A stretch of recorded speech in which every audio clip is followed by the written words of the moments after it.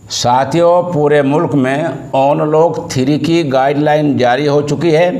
इस अनलॉक 3 में सिर्फ 3 छूट दी हैं सरकार ने। पहली छूट, रात का कर्फ्यू ख़त्म हो जाएगा, रात को आने जाने में कोई परेशानी नहीं होगी। दूसरी छूट, योगा इंस्टीट्यूट और जिम खुल जाएंगे, लेकिन ये 5 अगस्त से खुलेंगे और इनमें महकमा सेहत की गाइडलाइन पर अमल करना होगा। जिस्मानी फासला बरकरार रखना होगा और चेहरे पर मास्क लगाना होगा। नंबर 3, 15 अगस्त आप मना सकेंगे, उसमें प्रोग्राम कर सकेंगे, लेकिन उसमें जिस्मानी फासला और चेहरे पर मास्क लगाना होगा। सिर्फ ये 3 छूट मिली हैं।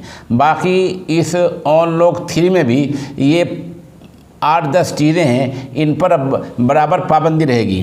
उनमें स्कूल और कोचिंग इंस्टीट्यूट और कॉलेज 31 अगस्त तक बंद रहेंगे।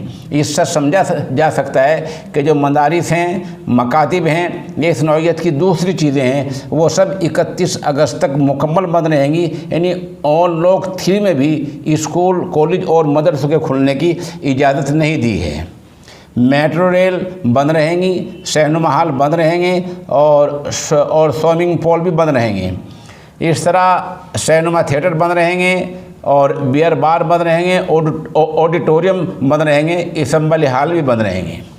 और ये ध्यान से सुनने काबिल है कि धार्मिक यानी मजहबी, सामाजिक, इस्लाही, राजनीतिक, सियासी, सांस्कृतिक, सकाफती, खेल, मनोरंजन और अकादमिक जो प्रोग्राम हैं वो तमाम के तमाम बंद रहेंगे।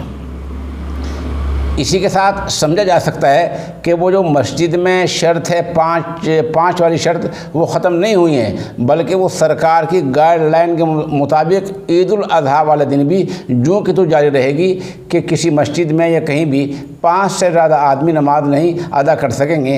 इसके लिए अलग से मेहनत करनी होगी। आपको बतला दें कि ये समझा जा रहा था कि स्कूल और कॉलेज के गालिबन खुलने की इजाज़त मिल जाएगी। सिनेमा थिएटरों के खोलने के लिए आवाज़ें उठी थी, लेकिन ये सरकार ने इजाज़त नहीं दी है। हाँ, अगर इजाज़त दी है तो रोज़ अव्वल से ही वो शराब के ठेके खुलने की इजाज़त काफ़ी दिनों से दे रखी है।